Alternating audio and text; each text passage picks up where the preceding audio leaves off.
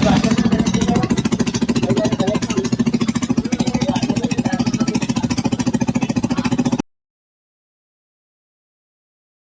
mga Diaz, bali ito na yung continuation ng ating part 2 video sa RS125 NFI na kinonvert natin sa carb sa inyong RS mga Diaz.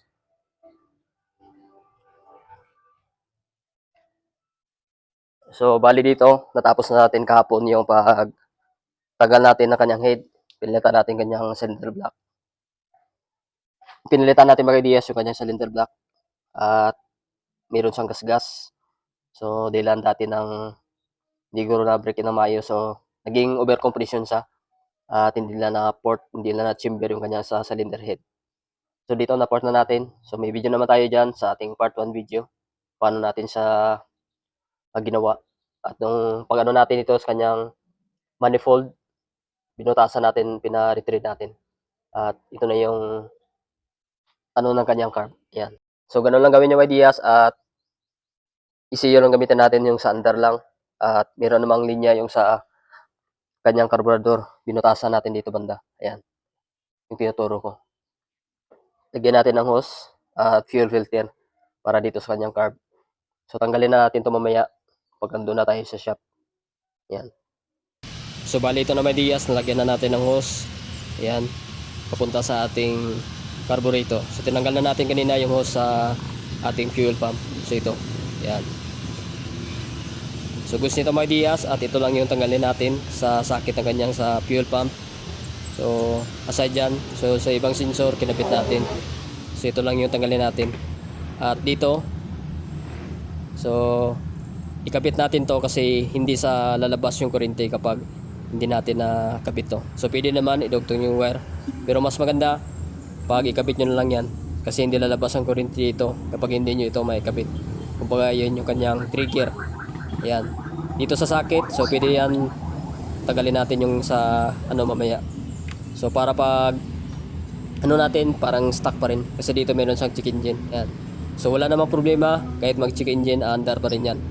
So ayan.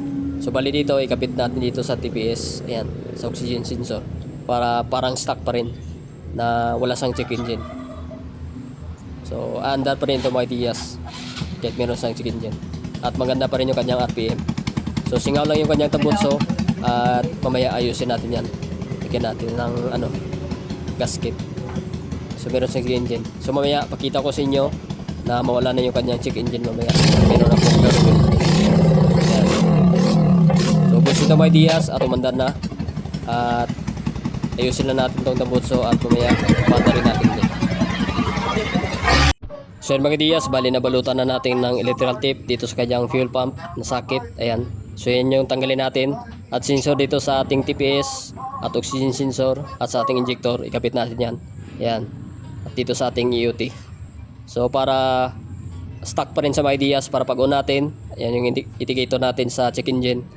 So ayan. So functional pa rin at ito lang yung tanggalin natin. Ayan. So start natin mga Diaz. At ito wala sang check engine. So goods nito. At mamaya paandarin natin ulit at iparinig ko sa inyo. So ito na may Diaz, bali natapos na natin itong RS125 DFI. Kinonvert natin sa carb kihin na 28mm. So napandala natin. So pakita ko lang sa inyo. Napandala natin ito kanina at yung tambutso niya siguro bilan ito na mayari. So yan yung ating carb. So bali itutuno pa natin yung kanyang carb. Bali itatry lang muna natin yan. Kung overfeed siya, so yan yung ano natin, i-jetting. Ayan. So ito yung mga sensor niya para hindi sa mag-check engine dito. Ayan. So dito lang nakatanggal sa sakit sa kanyang fuel pump. Ayan. So mga sensor dito sa TPS, ayan. TPS at sa injector natin, kinapit pa rin natin yung injector para hindi lalabas yung check engine. So wala namang problema mga Diaz kung tanggalin yung lahat ng sensor. Yun lang, labas ng check engine dito. Pero under pa rin yan kasi separate naman yung sa under ng dito sa kanya under, katulad ng setting ng diagram ng CDI dito sa ECU. Yan. So depende yan sa inyo, pwede nyo palitan ito na CDI. Pero dito sa atin, ito pa rin ECU yung ginamit natin. Ayan.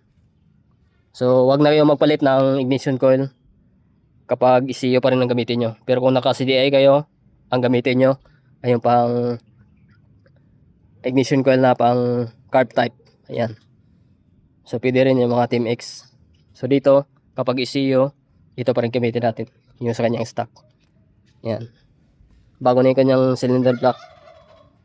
So, meron pa rin itong starter mga Diaz. Functional pa rin yung sa engine check niya. Ayan. Ayan, wala sang check engine. Kasi nakakabit natin yung sa TPS at sa injector. Start natin.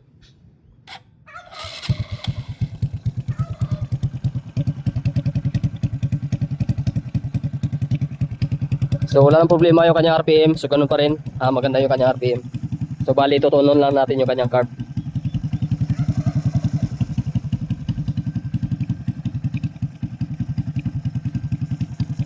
So i-tuning pa natin yung carb sa sunod. Ayan.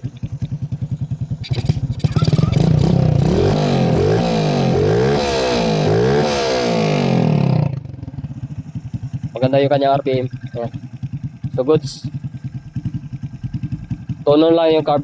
Bali check pa natin yan. Kanyang i-spark plug reading pa natin. Ayan. Siguro may ideas hanggang dito nating video about dito sa RS125 convert natin sa carb. Ayan.